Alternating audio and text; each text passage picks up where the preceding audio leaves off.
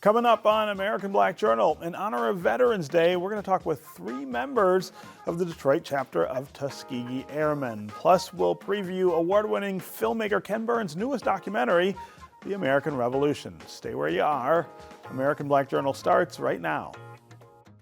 Across our Masco family of companies, our goal is to deliver better living possibilities and make positive changes in the neighborhoods where we live, work, and do business. Masco, a Michigan company since 1929. Support also provided by the Cynthia and Elsa Ford Fund for Journalism at Detroit PBS. The DTE Foundation is a proud sponsor of Detroit PBS. Through our giving, we are committed to meeting the needs of the communities we serve statewide to help ensure a bright and thriving future for all. Learn more at dtefoundation.com. Also brought to you by Nissan Foundation. And viewers like you. Thank you.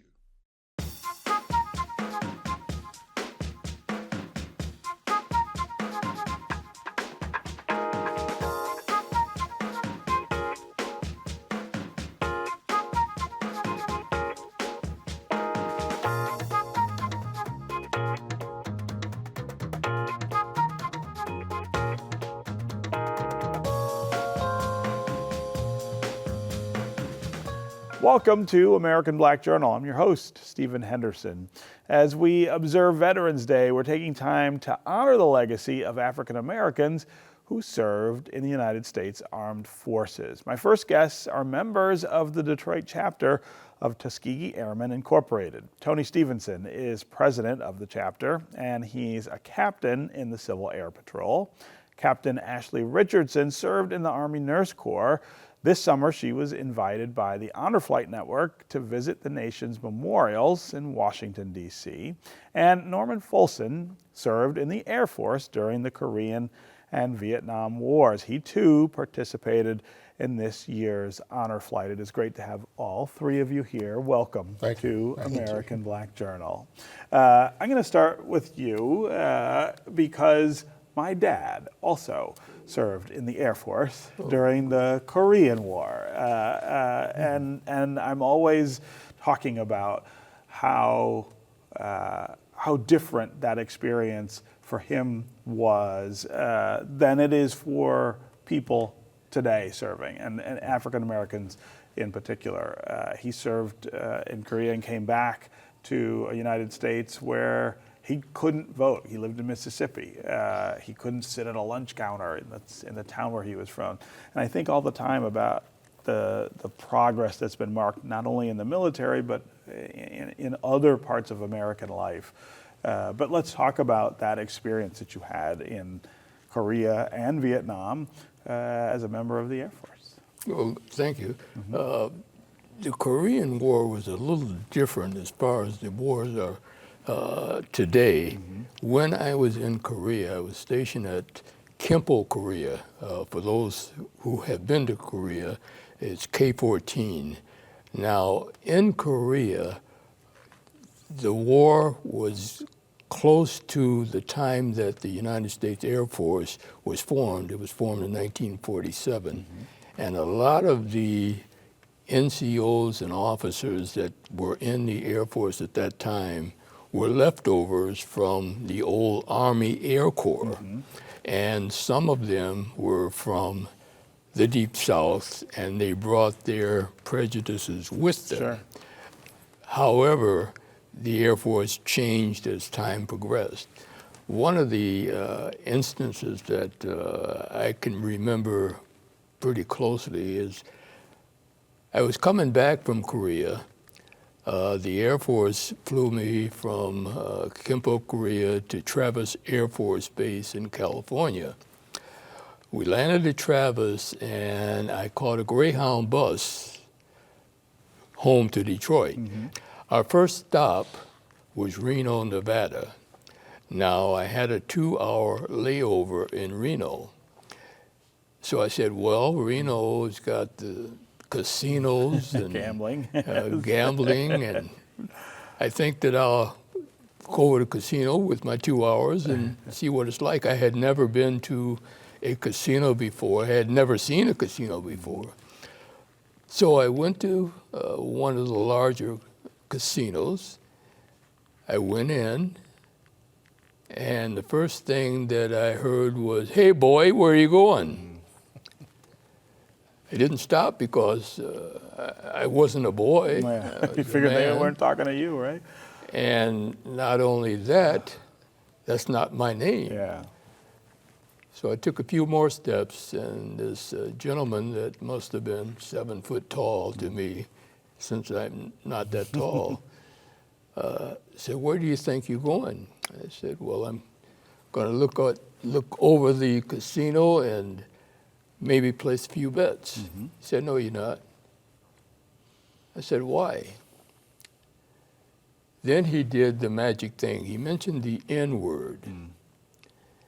And he says, "You N's are not welcome in the casinos in Reno. Leave." I left. Now, walking back to the bus station, I said, I just left the war zone, risking my life to save the United States. I'm a man, not a boy, and this is the welcome that I received.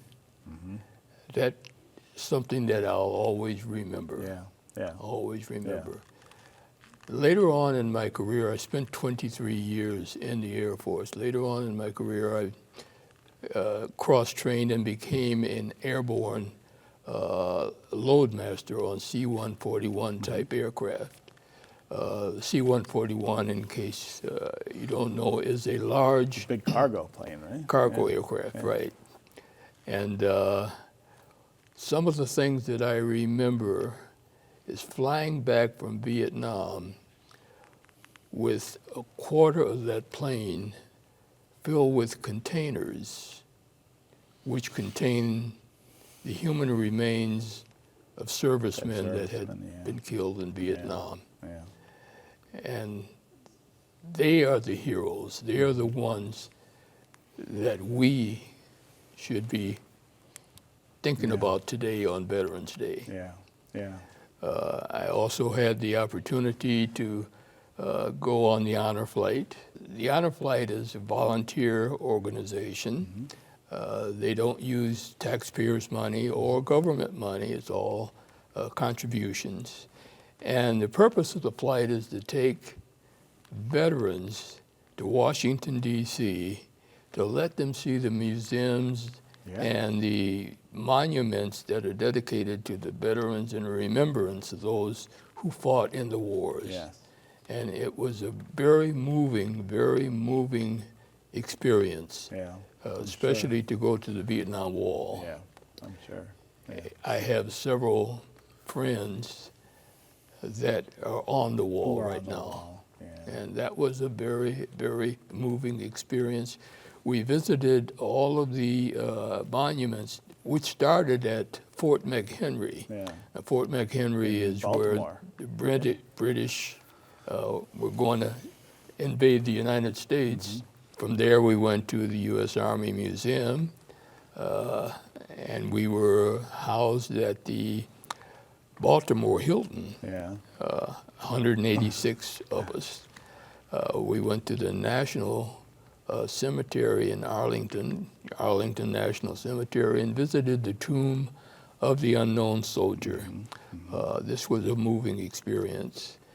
It's amazing that you are still having these experiences now, given your long service, the things that you did so long ago that you still are experiencing these very moving moments that have to do with service. These are things that never leave us.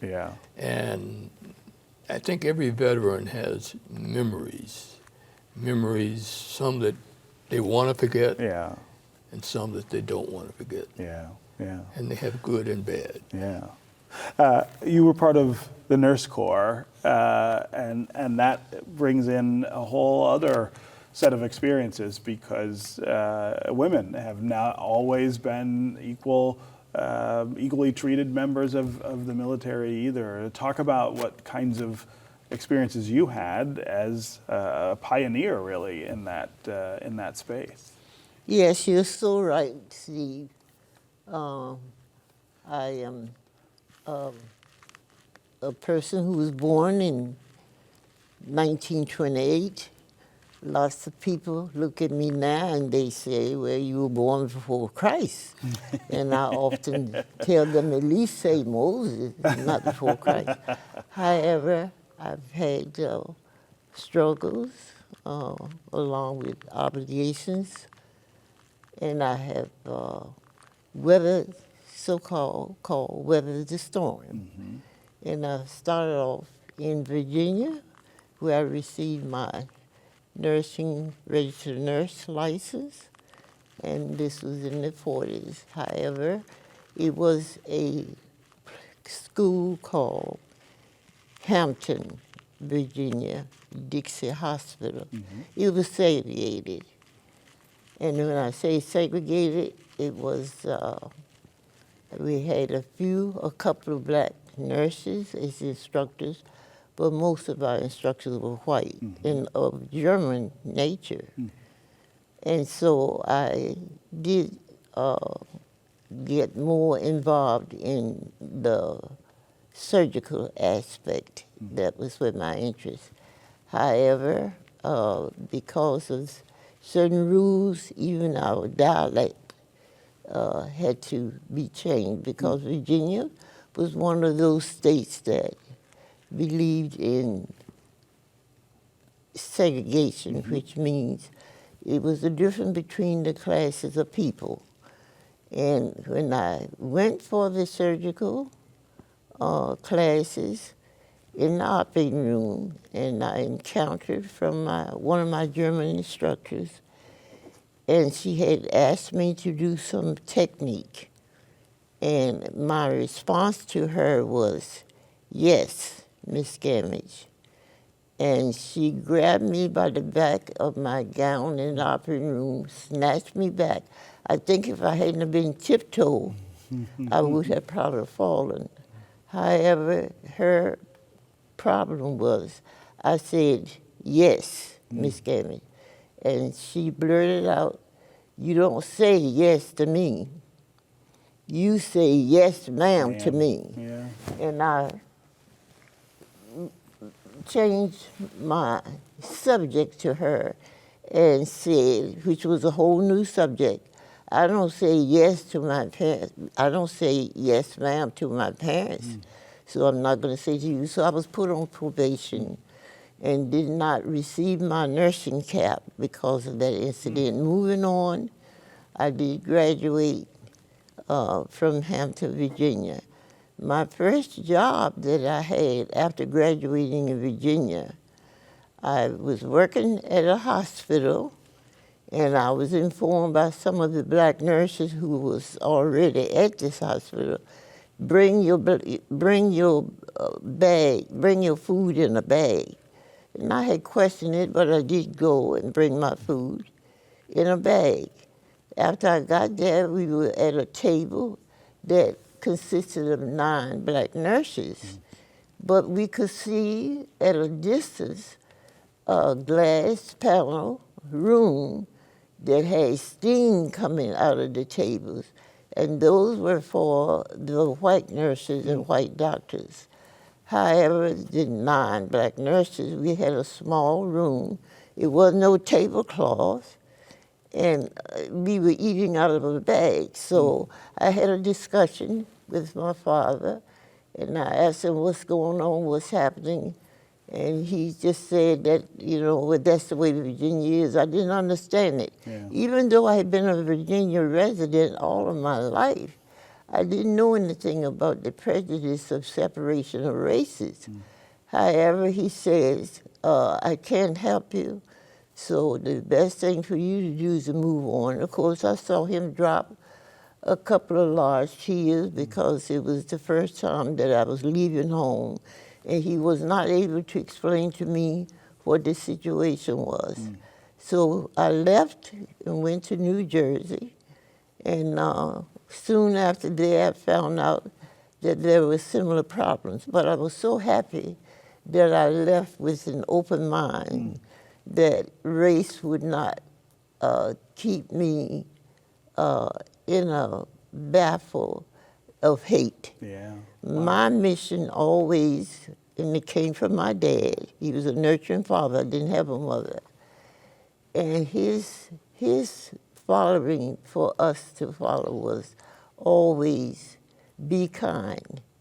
Know that man is a product of the spiritual world. He has a heart just like you. Just think about being kind to people. So I worked there for 6 or 7 years and discovered some few things that happened to me there was I had trained exchange students from Russia and Ireland, Scotland, and the like. But as they went to school, I was working 3 to 11 because I was advised, if you work 3 to 11, you can make more money, and therefore you could send it to your parents. And so I fell for the act. However, those students that I was training, they became my supervisors. Wow. And I knew that there was a problem. So moving on from that arena, I was recruited. I was not drafted in the military. I was recruited.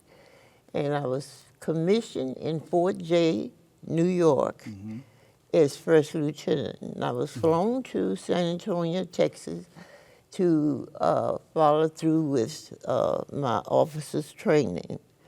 And that was quite an ordeal for a person coming from Virginia and didn't even know the background of her own state. However, it was quite a learning experience. I had my nursing background, and this is why I was chosen for the commission. Can you talk about the honor flight that you just went Yes. on? Yeah.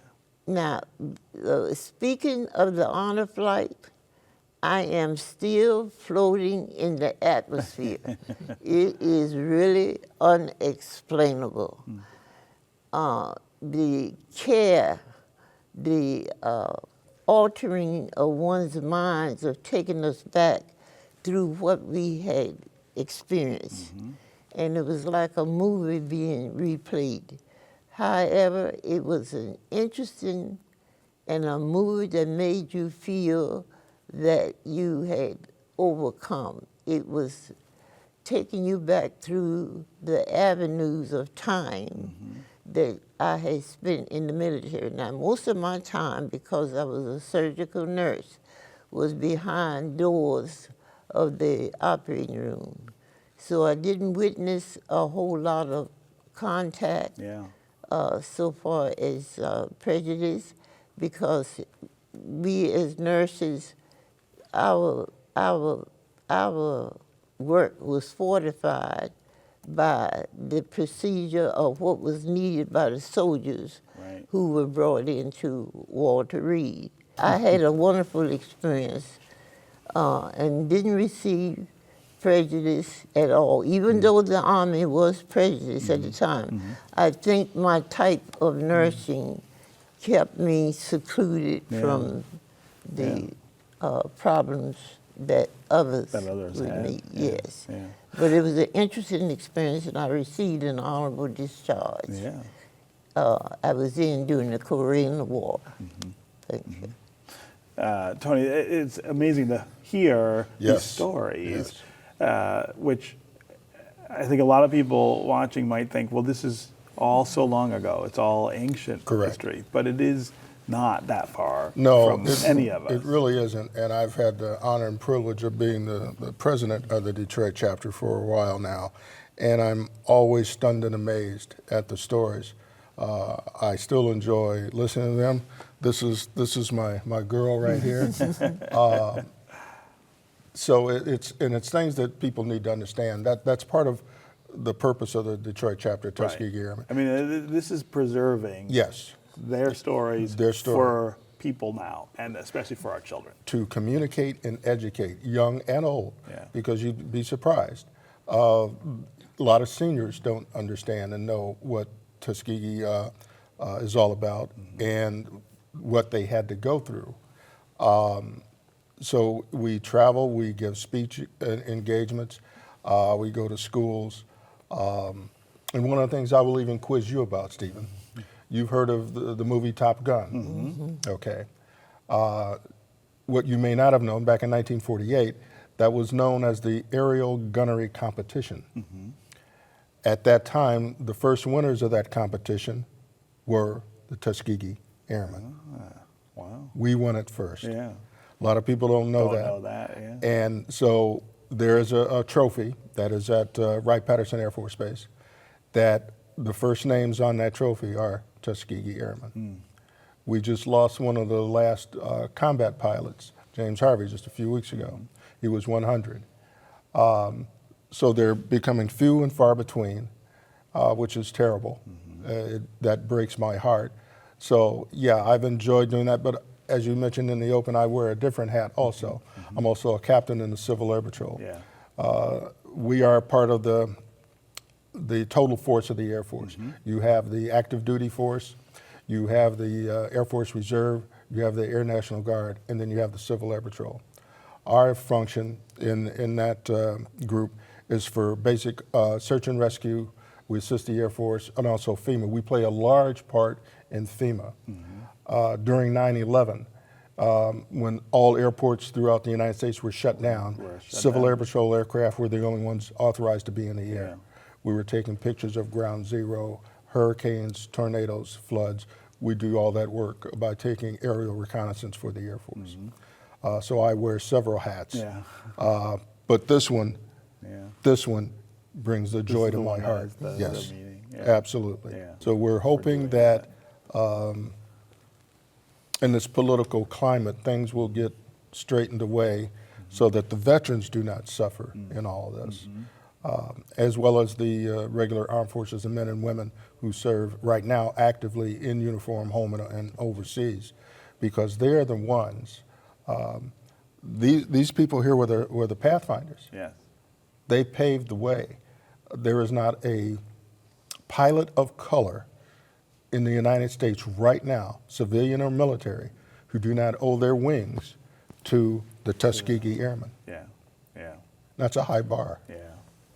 Thanks to all three of you, really, for everything you've done and for being here on American Black Journal. Appreciate it. Thank you very much. Thank you.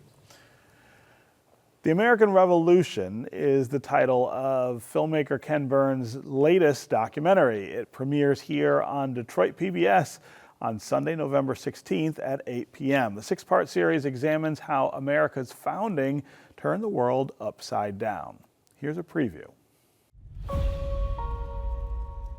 From a small spark kindled in America, a flame has arisen,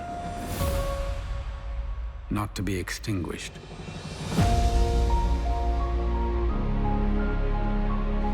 We think about independence movements of the 20th century.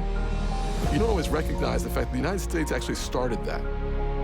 The American Revolutionary Movement served as a model for freedom from oppression. America is predicated on an idea that tells us who we are, where we came from, and what our forebears were willing to die for. Collins said no taxation without representation. The fear was, if we give in to this precedent, what will they do in the future? Crisis changes people. It gave different people different ideas about what they should be doing. It gave them a space to make this democracy real.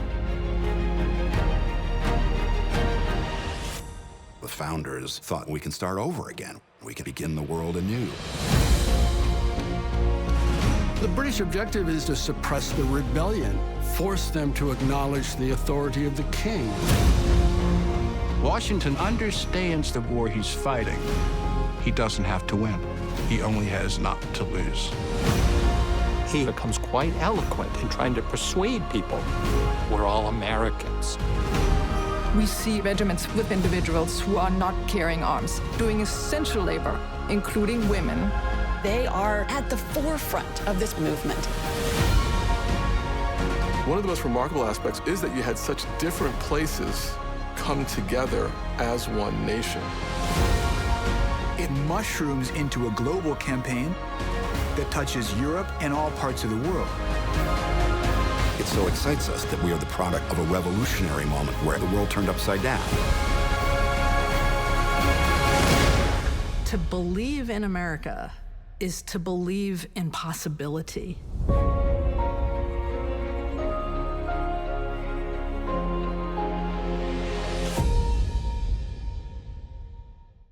Again, you can see the American Revolution documentary series here on Detroit PBS, beginning November 16th at 8 p.m. and airing for 6 consecutive nights. That's going to do it for us this week. You can find out more about our guests at AmericanBlackJournal.org and connect with us anytime on social media. Take care, and we'll see you next time.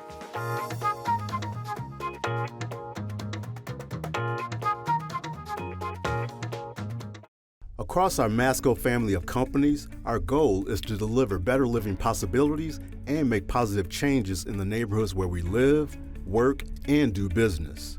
Masco, a Michigan company since 1929. Support also provided by the Cynthia and Elsa Ford Fund for Journalism at Detroit PBS. The DTE Foundation is a proud sponsor of Detroit PBS. Through our giving, we are committed to meeting the needs of the communities we serve statewide to help ensure a bright and thriving future for all. Learn more at dtefoundation.com. Also brought to you by Nissan Foundation and viewers like you. Thank you.